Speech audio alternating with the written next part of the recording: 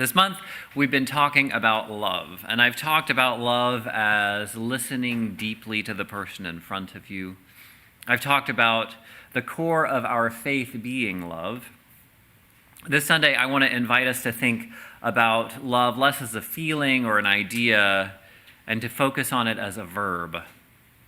How do we enact love? How do we respond when we're the recipients?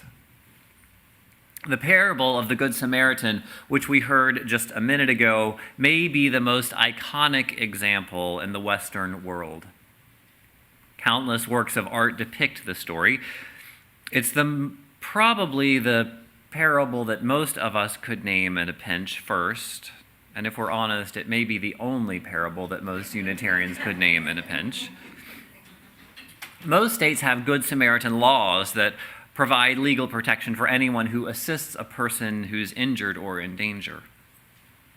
Now, in our sort of achievement-oriented culture, it's really easy to misunderstand the story. The story is way more complex than a lesson on being kind and helping those in need. Just before the story of the Good Samaritan, a lawyer is talking to Jesus, discussing the most important of the commandments. And the simple answer you may recall from the Christian tradition is love God with all your heart, your soul, your mind, and your strength. The second is love your neighbor as yourself.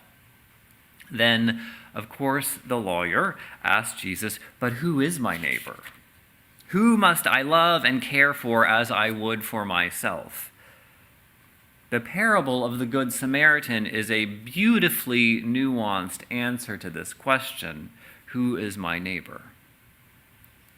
To understand the story, we have to consider how Jesus' audience would have identified with the characters. There are only a handful of characters: the traveler, the robbers, the priest, the Levite, the Samaritan, and the innkeeper. No one wants to be the robbers. That's obviously the villain in the story. The priest and the Levite, they're pretty bad guys too, right? They just walk right by him. And Samaritans were really hated people on the other side of a deep cultural rift from the Jewish community. It's almost certain that the audience hearing the story would have seen themselves in the role of the traveling merchant. As a good parable does, this one turns the question on its head. The question of who is my neighbor implies who is worthy of my time and kindness? Who should I judge worthy for my children to play with?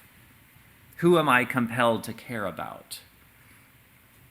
By placing the listener in the role of the traveler who was left for dead, Jesus pulls the lawyer and all of us out of the role of judge and puts us in the position of need. Remember, the whole story is answering this question, who is my neighbor? And the story answers, my neighbor is the person who is kind to me, who shows compassion, regardless of how I might see our cultural differences, or how undeserving I might appear to them. The parable of the Good Samaritan isn't about being responsible or saving other people in need. It's a story about humility and appreciating kindness that transcends cultural differences. And it's a reminder that loving acts happen in all sorts of circumstances. Those people we despise or just don't understand might surprise us with kindness one day. And that type of kindness counts too. It's a surprising form of love. You have no doubt heard the idea of love languages. I realized this week that it was 30 years ago that Gary Chapman, as a Southern Baptist pastor, created that idea of the 5 love languages in his book. The idea is that each of us use one or two of those languages best, those languages being words of affirmation, quality time, receiving gifts, acts of service like helping your partner out, and physical touch. Each of us receives or offers love best through one or a combination of those. And it's a stellar insight that's become a whole cultural phenomenon. I've preached at least a couple of sermons about it. Our reading today, though, and our time for all ages reminded me that not only are there multiple ways of showing love, but love changes and surprises us. The truly loving act depends on the need of the person in front of us in a particular time and place. Love changes with our own emotional and physical resources. More than coming in 5 different languages, love is this dynamic and surprising force in our lives.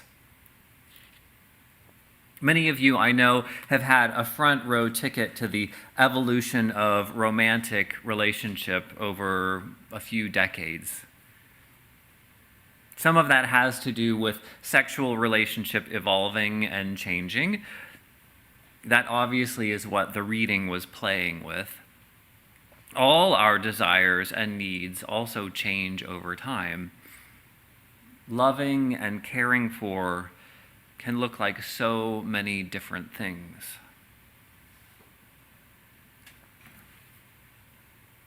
The Reverend Tracy Robinson Harris compares the work of long-term committed relationship with the struggle of birth and caring for infants and raising children. It's not something you can truly understand until you've gone through it, and it would be cruel, she says, to even attempt to explain the extent of that difficulty to expectant parents. Similarly, for newlyweds, we smile and celebrate with them, perhaps quietly praying for their fortitude, courage, and endurance for what lies ahead. Having neither raised children nor been married for decades, I can only imagine. But I get the point. While the fruit of long-term loving relationship is sweet, the work involved is beyond understanding until you've gone through it yourself. Reverend Tracy Robinson again writes, "The challenges of life, big and small, will chip at the edifice that romantic love seemed to be until it is completely worn away. But that doesn't mean that love is necessarily gone or that love come of age is beyond reach. If we grow, love can transform. In one and in the other, given time and work and faith and probably even a little luck." Again, it's one of those things that I just haven't experienced, but I have closely witnessed a few couples, including my own parents, gradual, hard-won evolution of love that is deep and sustaining. While looking back at the easy beginnings of love is inspiring, I'm learning more and more that it's the willingness to change that makes it work. Whether we're prepared for it or not, everyone knows that relationships between parents and children evolve dramatically over time, eventually trading roles completely often. One type of love that we don't think about changing much is friendship. It is a rare blessing to have friendships that last through multiple stages and phases of life. It can happen, though. Just last month, I learned from my mom that a longtime family friend has been diagnosed with multiple myeloma, an incurable form of bone cancer. Now, I've known Carol, their friend, for probably 25 years, I'm guessing, and she entered our lives because she married Bob, who'd been my parents' friends for 20 years before that, before I was born. I remember backpacking with Carol on her first real outdoors adventure. At the end of the 3-day trip, as we neared the end of the trail, my parents noticed tears streaming down Carol's face. They thought, oh, she's so moved to tears by what she's accomplished, and this trip has meant so much to her. That was not the case. She was so happy to see the bus, so happy at the thought of a hot shower and a good meal, and so happy that this was over, she wept.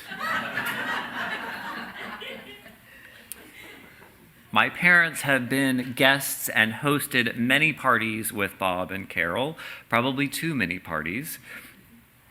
They've had a few big arguments and sympathized about the poor choices their children have made and celebrated their achievements together.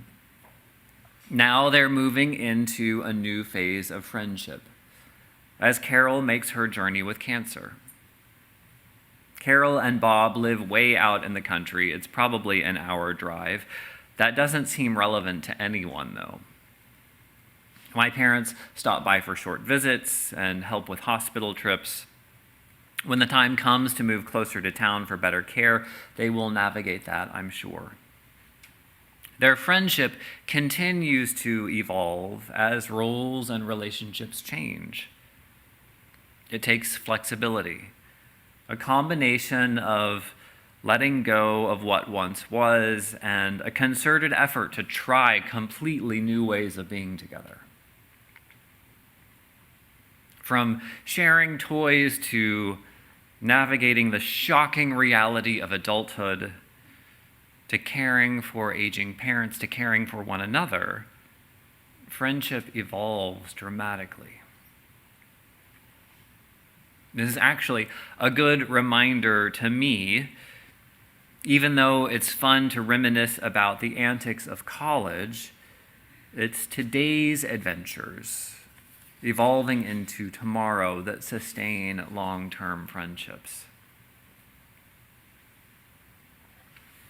We give what we have. Love may not be exciting or extravagant sometimes. A kind smile or a friendly encounter can make a lot of difference in the world, a shocking amount of difference in this lonely world. And maybe this is going to be unpopular, but maybe it's easier for some to write a check to a charity than it is to reach out with a hug, and that is okay. Your expression of love doesn't have to look like any certain way, as long as we try to remember that the love we receive from others is going to come in a variety of forms too. And they are doing the best that they can too. There's one more type of flexible loving that I want to mention that's been a lot on our minds lately. That's holding space in our hearts for the ongoing tragedy in Israel and Palestine. Watching the news and reading up on the issue, any response that we might give feels inadequate. And I am certain that the words I offer today will be inadequate. That is the nature of the beast. That doesn't mean that we are not caring or not sincere. The conflict in the Middle East is a particularly odd challenge for us. We Unitarian Universalists are people of strong conviction. We are clearly committed to side with love on moral issues. We, more often than not, confidently pick one side of a conflict as right and the other side as wrong. I'm proud that we do that well. What is unfolding in the Middle East is a little different, though. Who to blame depends on when you start telling the story and which details you include. And that's not to sanitize the situation with simple ideas of all lives matter or there are good guys on both sides. Terrible things have been done to innocent people, really terrible things for a really long time.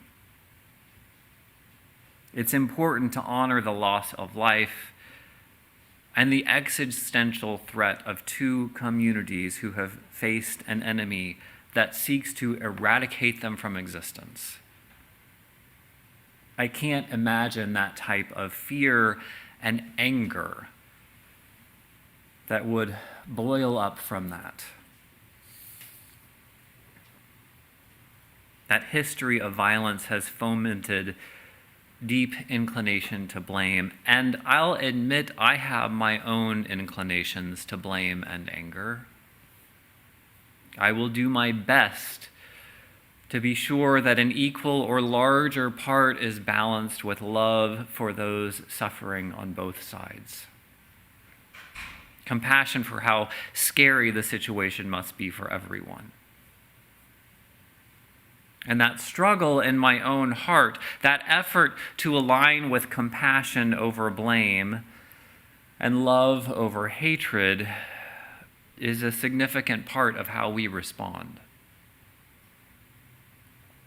More and more, I've found myself encouraging people to either pray or to hold an impossible situation in whatever spiritual practice they have. Most recently, that came up with a tapestry member talking about a work situation. A coworker was in deep need, but that tapestry member was powerless to offer the type of help that was necessary. Other times have been around grave illnesses of really good people. And sometimes the only thing we can do is hold the situation gently in our hearts. That's not giving up or letting go. Continuing to engage with love when the answer is not clear and we seem otherwise powerless to create change takes significant effort. And I believe that work is worthwhile. There are and will be ways that we can support those impacted by conflict in the Middle East. Doctors Without Borders and the Red Cross and Red Crescent organizations are doing all they can to relieve suffering. We can also bolster efforts of the United Nations and other peacemaking organizations to prevent further escalation. I imagine some of this rings hollow for some of you who are aligned with Israel or who are aligned with Palestine in this conflict. There's plenty of blame to go around. There is a place for accountability, but it must be paired with love and compassion. This love business is really messy, and it can surprise us if we are open to it.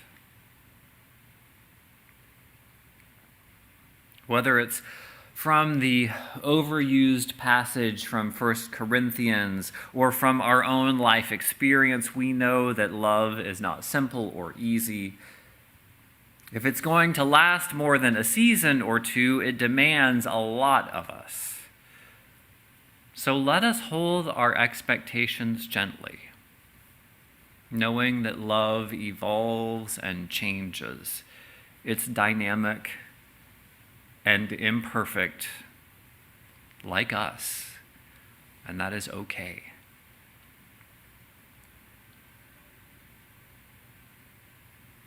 Most folks have wised up to the saccharine promises of Valentine's Day, instead embracing a more nuanced, down-to-earth understanding of romance.